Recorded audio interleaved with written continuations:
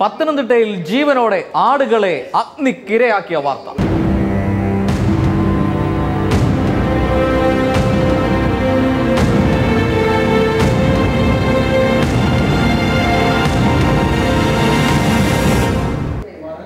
നെടുമ്പാശ്ശേരിയിൽ ദ്രാവക രൂപത്തിൽ 1.5 കോടിയുടെ സ്വർണ്ണ കടത്ത്.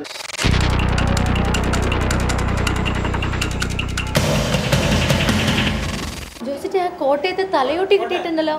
മധുമൂല കൊലപാതകത്തിൽ ക്രൈംബ്രാഞ്ചിന് പുതിയ തെളിവ്. തലക്കെട്ടുകൾ ഇല്ലാതെ തന്നെ ഇന്ന് നേരിട്ട് റിപ്പോർട്ടുകളിലേക്ക് കടക്കുകയാണ്. ഏവർക്കും സ്വാഗതം.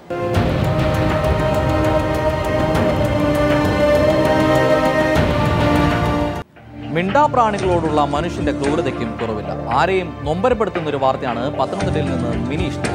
ഒരു കുടുംബത്തിന്റെ ഉപജീവന മാർഗമായ ആടുകളെ അജ്ഞാത സംഘം ജീവനോടെ അഗ്നിക്കിരയ്ക്കാൻ ആക്കി. എരുത്തിലോടെ കത്തിയമർന്ന ആ ദുരിത കാഴ്ചയിലേക്ക്.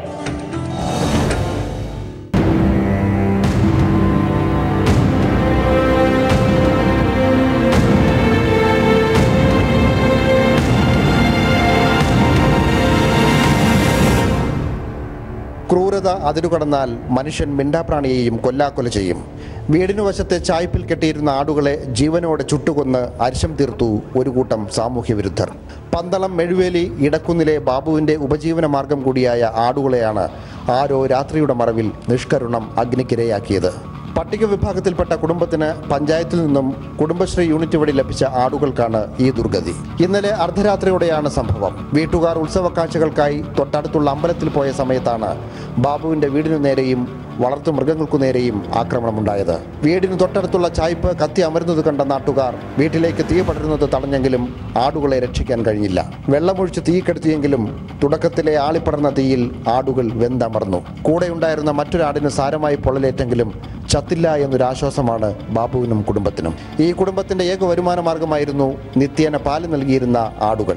സർക്കാരിന്റെ അനുകമ്പയിൽ മിച്ചഭൂമിയിൽ കുഞ്ഞു വീടുണ്ടാക്കി താമസിച്ചു വരികയായിരുന്നു നിത്യരോഗി കൂടിയായ ബാബുവും കുടുംബവും. മറ്റു വരുമാന മാർഗങ്ങളില്ലാത്തതിനാൽ നിരവധി തവണ പഞ്ചായത്തിൽ അപേക്ഷയുമായി കയറിയിറങ്ങി കിട്ടിയതാണ് ഈ ആടുകൾ.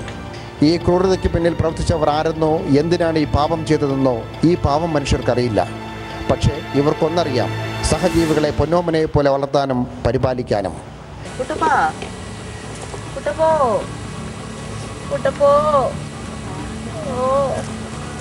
ആകെയുള്ള വരുമാനം നിലച്ചതോടെ ഇനി എന്ത് എന്ന ആശങ്കയിലാണ് ഈ കുടുംബം. മാത്രമല്ല പഞ്ചായത്തിൽ നിന്ന് കിട്ടിയ ആടുകളുടെ വായ്പാ തുക എങ്ങനെ തിരിച്ചടയ്ക്കുമെന്ന ആവലാതിയും ഈ കുടുംബത്തെ പ്രതിസന്ധിയിലാക്കുന്നു.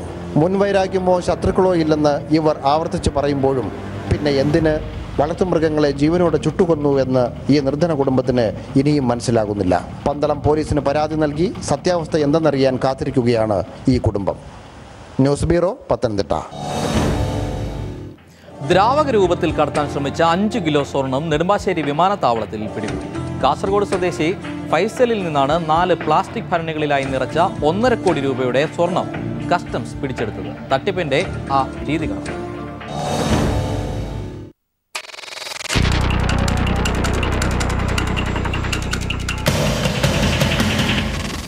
പുലർച്ചെ ദുബായിൽ നിന്നെത്തിയ കാസർഗോഡ് സ്വദേശി ഫൈസലിൻ്റെ ബാഗേജിൽ നിന്നാണ് സ്വർണം പിടികൂടിയത്.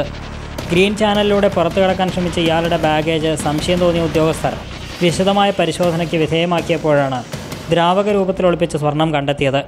മഞ്ഞ നിറത്തിലുള്ള ദ്രാവകം കണ്ടതിനെ തുടർന്ന് വിശദമായ പരിശോധന നടത്തിയപ്പോഴാണ് ദ്രാവകത്തിൽ സ്വർണം അലിയിച്ചതാണെന്ന് തെളിഞ്ഞത്. പിടിച്ചെടുത്ത സ്വർണത്തിന് 1.5 കോടിയോളം രൂപ വില വരും. ആദ്യമായാണ് നെടുമ്പാശ്ശേരിയിൽ ദ്രാവക രൂപത്തിൽ കടത്താൻ ശ്രമിച്ച സ്വർണം പിടികൂടുന്നത്. Customs commissioner KN Raghavan. പണ്ടൊക്കെ ഇത് ചെയ്യുന്നവർ ഈ നൈട്രിക് ആസിഡ് ഹൈഡ്രോക്ലോറിക് ആസിഡും ചേർന്നൊരു അക്വാ റീജിയ എന്ന് പറഞ്ഞൊരു ഇതിലാണ് ഗോൾഡ് മിക്സ് ചെയ്തത്. ഇത് വേറെ ഏതെങ്കിലും പുതിയ കെമിക്കലാണോ എന്നും അറിയില്ല. അപ്പോൾ അത് വെച്ച് നോക്കിയിട്ട് ലാബിൽ കൊടുത്ത് ഇത് അതിൽ നിന്ന് റിട്രീവ് ചെയ്തെടുത്തതിന് ശേഷം എത്തേണ്ടതെന്ന് പറയാൻ സാധിക്കുള്ളൂ. കസ്റ്റംസ് ഡെപ്യൂട്ടി കമ്മീഷണർ SAS നവാസിൻ്റെ നേതൃത്വത്തിൽ deputy commissioner Abhishek Srinivasan, VC Ajayakumar എന്നിവരടങ്ങുന്ന സംഘമാണ് പ്രതിയെ പിടികൂടിയത്.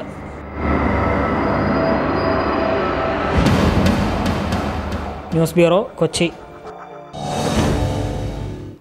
മറ്റൊരു റിപ്പോർട്ടിലേക്ക്.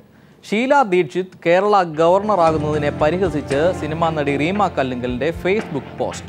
വനിതാ മാധ്യമ പ്രവർത്തകർ 6 മണിക്ക് മുമ്പ് വീട്ടിൽ കയറണമെന്ന് ഫേസ്ബുക്കിൽ റീമ പരിഹസിക്കും. റിപ്പോർട്ടിലേക്ക്.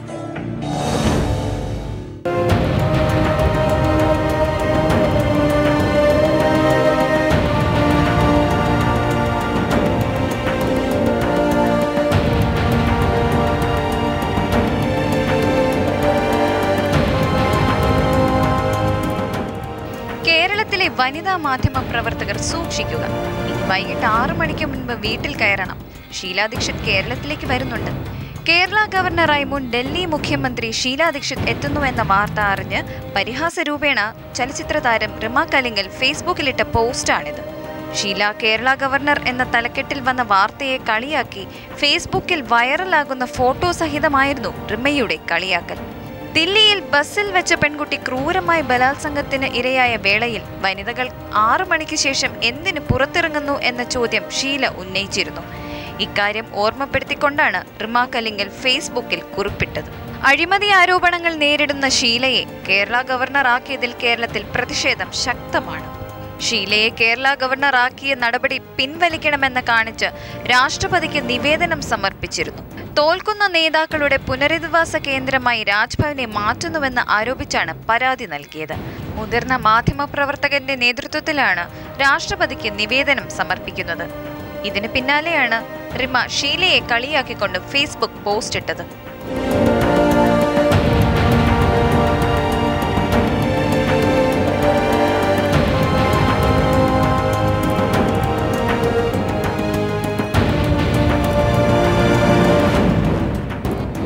News desk.